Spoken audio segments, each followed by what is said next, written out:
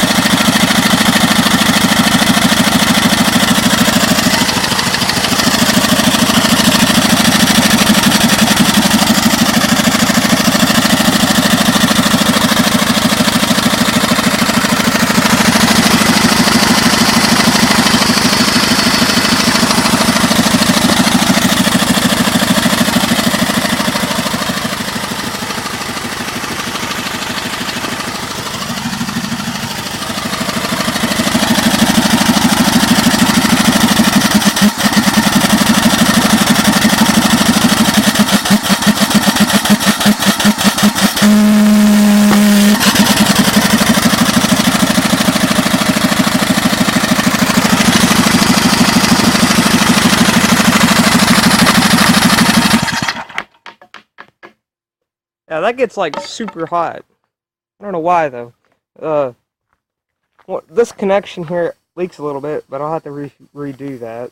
But it's like steaming hot. I mean, yeah. I probably need to put more wood in my fire. But yeah. It runs extremely fast. I also put the front cowl on too.